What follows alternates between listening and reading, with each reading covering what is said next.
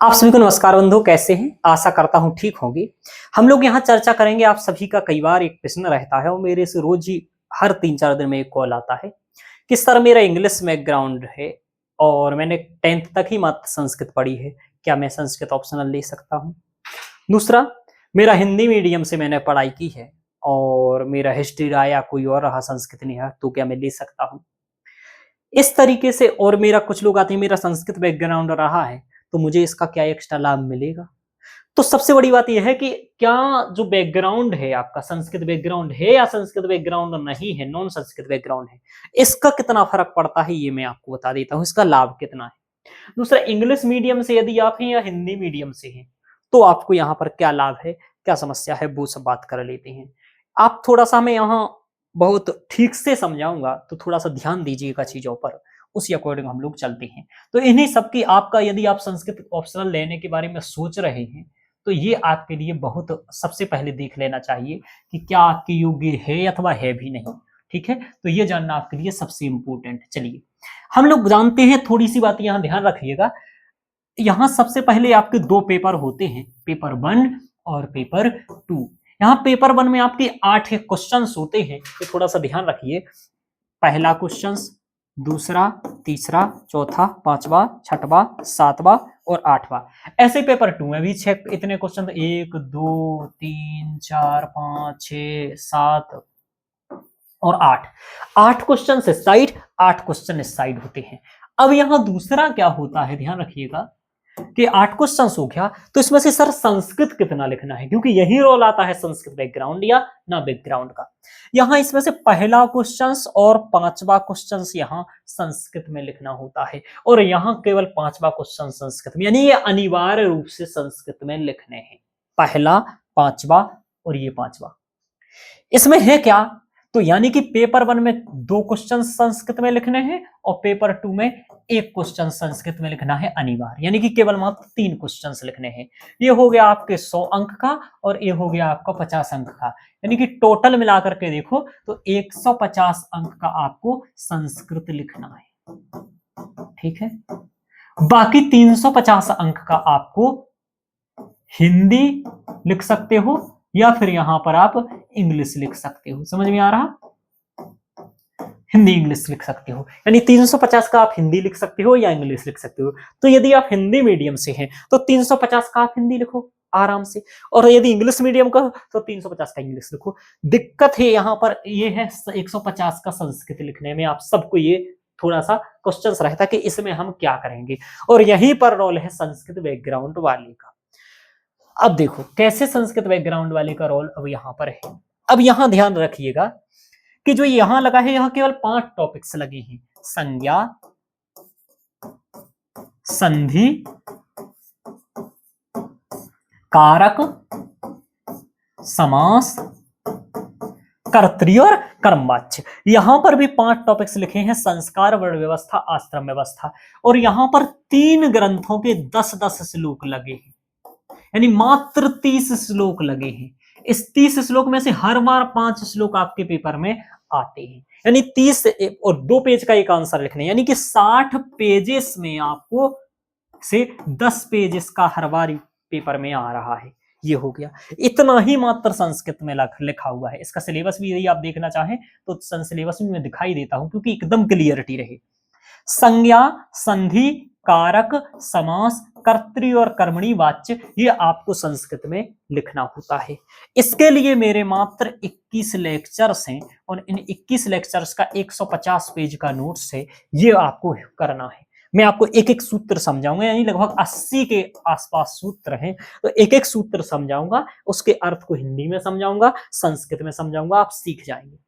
इन सब से करने से पहले मैं 20 लेक्चर आपको संस्कृत अनुवाद के सिखाता हूं, और जिससे आप सबसे पहले संस्कृत अनुवाद सीखते हैं, जिसमें आप संस्कृत पढ़ना लिखना सीखते हैं। यहां पर मैं सरल पद्धति का उपयोग करके संस्कृत आपको लिखना सिखाता हूं। जैसे आपको कहना है कि मैं पढ़ता हूं तो अहम पठामी, आपको कहना है मैं पढ़ता था तो अहम पठामी स्म, है ना, स्म का प्रयोग करके लट लकार के वाक्य को भूतकाल का आप बना सकते हैं। ठीक है। दूसरा, मैं पढ़ूंगा तो हम पठिष्यामि, यानी कि सरल तरीके से आपको इतनी संस्कृत 20 लेक्चर्स में सिखा दी जाएगी जितनी आपको यहाँ पर लिखने के लिए पढ़ने के लिए, समझने के लिए चाहिए। तो ये हो जाएगा।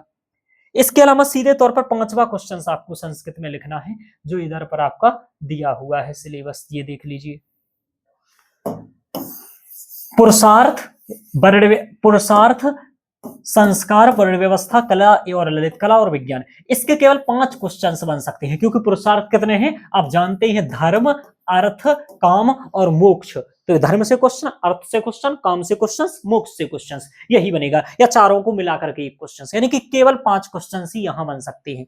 यहां संस्कार से क्या बनेगा, संस्कार 16 होते हैं, लेकिन जिसमें से 4 या 5 ही संस्कार महत्वपूर्ण हैं, तो उन्हीं से बार बार क्वेश्चन आते हैं, या समग्र संस्कार को लेकर के क्वेश्चन आ जाता है। तो यहां कितना 5 से 6 क्वेश्चन यहां। वर्ण व्यवस्था, आश्रम व्यवस्था, इससे क्या होता है, वर्ण कितने हैं, 4 वर्ण है, ब्राह्मण, क्षत्रिय, वैश्य, शूद्र, इसका एक ही क्वेश्चन बनता है, एक ही बना है अभी तक बार बार। दूसरा, आश्रम व्यवस्था के 5 क्वेश्चन बन सकते हैं, ब्रह्मचर्य, गृहस्थ, वानप्रस्थ और सन्यास, ये चारों को मिलाकर के एक क्वेश्चन। तो ये हो गया। कला और तकनीकी विज्ञान में, इसमें मुश्किल से 10 से 15 क्वेश्चन हैं जो आप तैयार करके जाएंगे, इन्हीं 10-15 क्वेश्चन से इनमें कला और ललित कला तकनीकी विज्ञान से आ जाती हैं। इस तरीके से यहां भी मतलब आपका एकदम डिसाइड है कि यदि आप 100 पेज का नोट्स पढ़ लें मेरा, तो 100 पेज के नोट्स से पक्का यहां पर 5 क्वेश्चन आपके हर बार आने हैं। तो यहां भी डिसाइड है। उसे हम आपको पहले हिंदी में पढ़ाएंगे, एक चीज समझाएंगे, फिर एक एक लाइन संस्कृत का हिंदी बताएंगे। पहले आप संस्कृत सीखे रहेंगे तो उतना आराम से पेपर में आप लिखाएंगे, क्योंकि एक बार पढ़ो चाहे 10 बार पढ़ो, है वही 100 पेज का नोट्स आपके लिए, चाहे बार बार कितनी बार पढ़ो, ये 100 पेज का नोट्स आप बार बार जल्दी जल्दी रिवीजन कई बार कर सकते हैं। ये हो गया, यानी ये संस्कृत में लिखना है।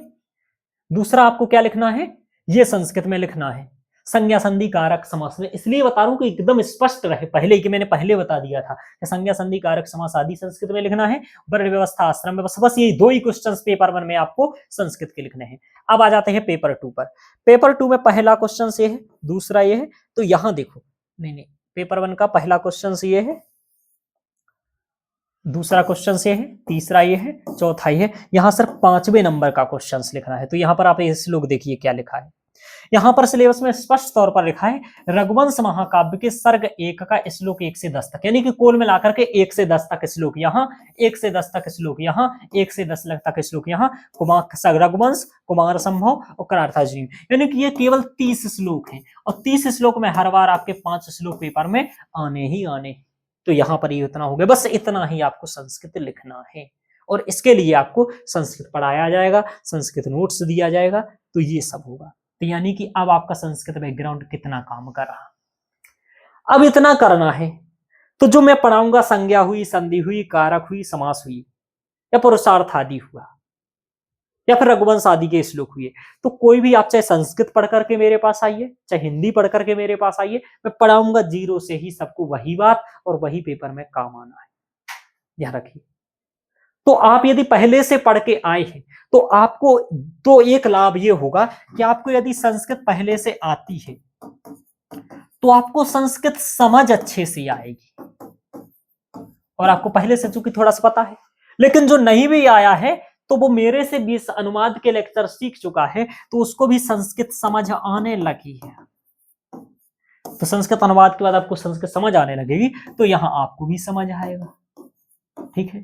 दूसरा, संस्कृत बैकग्राउंड वाले के लिए भी ये 100 पेज का नोट्स पढ़ना है, और आपके लिए भी 100 पेज का ही नोट्स पढ़ना है, वो भी वही पढ़ के मेरे मुझसे पढ़ने। अगर संस्कृत बैकग्राउंड वाला इतना ठीक होता तो मेरे से पढ़ने क्यों आता, खुद ही कर जाता। इसका मतलब उसका भी तैयार नहीं है, बस उसको संस्कृत का एक संस्कार है, ठीक है। जैसे मैं ही मान लीजिए संस्कृत के बैकग्राउंड से आया था, तो मुझे कई ज्यादा लाभ नहीं, कंप्लीट सिलेबस के नोट्स बनाने पड़े, यूपीएससी के अकॉर्डिंग बनाने पड़े। यूपीएससी की सोच और अप्रोच अलग है कॉलेज एग्जाम के अकॉर्डिंग, जैसे कॉलेज में पूछा जाता है उससे अलग है, यहाँ व्याख्याएं अलग होंगी, क्वेश्चंस की डिमांड अलग होगी, तो उस अकॉर्डिंग पढ़ना है। तो संस्कृत बैकग्राउंड महत्व इतना रखता है कि जो यदि आप संस्कृत बैकग्राउंड के नहीं है तो भी आपको 150 का करने में थोड़ा 2-4 10 दिन 15 दिन ज्यादा लग जाएंगे, इनको कम लगेंगे। इन्हें चूंकि जल्दी एक बार में समझ में आ जा रहा है लेक्चर, हो सकता है आपको कोई कोई लेक्चर 2 बार देखना पड़े, जैसे व्याकरण के खासकर आपको व्याकरण के लेक्चर 2 बार देखने से पढ़ सकते हैं। हो सकता है जो संस्कृत बैकग्राउंड से आए लेकिन आते नहीं है संस्कृत बैकग्राउंड से, क्योंकि ना ही सिलेक्ट होते हैं, बहुत ही कम आते हैं। जैसे आप देखिए टॉपर्स को कि अभी 92 रैंक जिनका था वो भी किससे थे, इंजीनियर बैकग्राउंड। पवन कुमार जी थे, वो किससे थे, संस्कृत बैकग्राउंड नहीं था उनका। शशांक त्रिपाठी जी थे, कोई संस्कृत बैकग्राउंड नहीं, यानी कि अधिकतर जितने टॉपर बने संस्कृत बैकग्राउंड नहीं ही रहा है उनका। क्यों? क्योंकि संस्कृत वाले का करियर सेट संस्कृत में ही है, तो क्यों आएगा यूपीएससी जैसे में। दूसरा, कठिन भी लगता है उन्हें यूपीएससी में आना, आ भी नहीं सकते हैं वो, इतना कठिन एग्जाम है, तो आदि आदि ये हो गया। तो कुल मिलाकर के ये 3 क्वेश्चंस आपको संस्कृत में करने हैं और बाकी आपको हिंदी में करने हैं। तो बैकग्राउंड की कोई दिक्कत नहीं है, चाहे आपका संस्कृत बैकग्राउंड हो तो भी यहाँ स्वागत है, संस्कृत बैकग्राउंड नहीं भी हो तो भी यहाँ स्वागत है। आपको 0 से तैयारी करना पड़ेगी स्टार्ट, गाइडेंस में रहते हुए, ठीक है। गाइडेंस में रहते हुए यदि आप तैयार करते हैं तो बैकग्राउंड का कोई फर्क नहीं पड़ेगा, क्योंकि आपको भी सब कुछ वही तैयार करना है, बैकग्राउंड वाले को भी वही तैयार करना है। दूसरी बात, हिंदी मीडियम इंग्लिश मीडियम, चाहे आप हिंदी मीडियम के रहेंगे तो आप हिंदी मीडियम से लिख लीजिए 350, यदि आप इंग्लिश मीडियम के हैं तो इंग्लिश मीडियम से लिख लीजिए। अब जो ये 350 का सिलेबस है ये आपको हिंदी में ही पढ़ना है और आराम से समझ में आ जाएगा। जैसे देखिए अब यहां पर लिखा है वैदिक संस्कृत भाषा की मुख्य विशेषताएं। अब ये विशेषताएं यदि आपको एक बार पढ़ लेनी है तो आपको पता चला कि वैदिक संस्कृत की विशेषताएं क्या है और लौकिक संस्कृत यानी शास्त्रीय संस्कृत की विशेषताएं क्या है। आपने एक बार पढ़ लिया, समझ लिया और दोनों की विशेषताओं को याद कर लिया, वही आपको तैयार हो गया। और यह तो हिंदी में ही लिखना है आपको, तो ये हो गया। इसी तरीके से ये आपको सब कुछ जो सिलेबस रामायण हुआ, महाभारत हुआ, हिंदी में ही पढ़ना है, हिंदी में ही लिखना है। तो इस तरीके से आप ये सब लिख सकते हैं, यानी कि बैकग्राउंड की कोई दिक्कत नहीं है, मीडियम की भी कोई दिक्कत नहीं है। अब और क्या होना चाहिए और किसे लेना चाहिए, तो दो जो आपके डाउट थे वो मैंने यहाँ पर क्लियर कर दिए कि बैकग्राउंड हो अथवा ना हो आप दोनों भी ले सकते हैं। लेकिन सबसे पहली जो इंपॉर्टेंट है कि आपकी कहानी आदि में रुचि होनी चाहिए। और रुचिकर संस्कृत कैसे है कि हर दूसरे दिन आपका सिलेबस बदल जाएगा, क्योंकि इतने ही कम यहां पर सिलेबस लगा है। जैसे आपने देखा रघुवंश के केवल 10 श्लोक हैं। अब ये 10 श्लोक एक दिन में 2 दिन में पढ़ेंगे, एक दिन में 5 श्लोक, एक दिन में 5 श्लोक, 2 दिन में 5-5 श्लोक हो गया। अब अगले दिन दूसरा कथा ग्रंथ लगना है, दूसरा ग्रंथ पढ़िए। तो यहाँ चीजें बदलती रहती है, इसलिए रुचि करिए हो जाता है। तो इसमें थोड़ी सी आपकी रुचि होनी चाहिए। दूसरा, आपको संस्कृत जानना है, प्राचीन भारत को जानना है, थोड़ा सा दर्शन के बारे में जानना है, थोड़ा साहित्य आदि के बारे में जानना है। ऐसे यदि आप कुछ नया जानने के इच्छुक हैं तो जरूर इसको ले सकते हैं, क्योंकि बहुत कुछ आपको नया नया मिलेगा। थोड़ा सा रामायण की जानकारी, महाभारत की जानकारी, श्रीमद् भगवत गीता की जानकारी, उपनिषद की जानकारी, कालिदास की जानकारी, माघ की जानकारी, इस तरीके से बहुत सारी आपको नई नई जानकारियां मिलेंगी जो संस्कृत को आप अपने प्राचीन भारत को समझ सकेंगे। दूसरा, इसमें अंक तो बेहतर आ ही रहे हैं, इसमें तो कोई दिक्कत ही नहीं है, हर बार अंक बेहतर आ रहे हैं और हमेशा स्थिर रहता है। कई टॉपर से आप ये बात सुन सकते हैं कि स्थिर है, यानी कि यहाँ अंक ऊपर नीचे ज्यादा नहीं होते हैं। यहाँ आप आराम से किसी के भी देखेंगे तो 250 से लेकर के 300 के बीच आराम से अंक आ रहे हैं और हर बार आ रहे हैं। मेरे स्टूडेंट के इतने के बीच अंक आ चुके हैं और आ रहे हैं। आगे देखिए, इसके बाद यहाँ पर क्या है, अंक हो ही गया। अब इसमें स्थिरता है ही, ये सबसे बड़ी बात है कि अंक की स्थिरता है। रुचि आपकी इसमें बदलती इसलिए कि रुचि भी आपकी थोड़ी सी हो तो ये अच्छा रहेगा आपके लिए। अब क्या है, इसमें एक और जरूरत है जो मैं सबसे बड़ी बात मानता हूं, गाइडेंस की।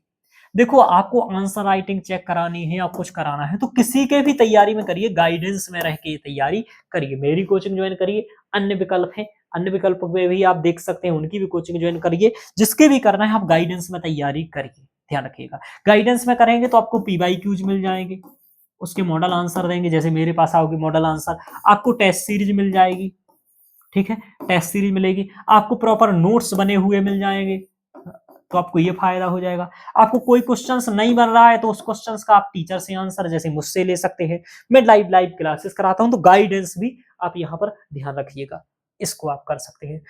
ये यदि ये है आपका, इतना यदि आप देख लेते हैं कि रुचि थोड़ी सी, अंक ठीक है ही इसमें, गाइडेंस है ही, तो गाइडेंस है, इतना आप ध्यान रखिएगा। यदि गाइडेंस है तब फिर इसमें नहीं मत आइएगा। यदि आप चाह रहे हैं, सेल्फ स्टडी थोड़ा सा दिक्कत वाला है यहाँ पर, क्योंकि कंटेंट की थोड़ी सी ऐसा रहेगा कि आपको अपने यहाँ पास नहीं मिलेगा चीजें।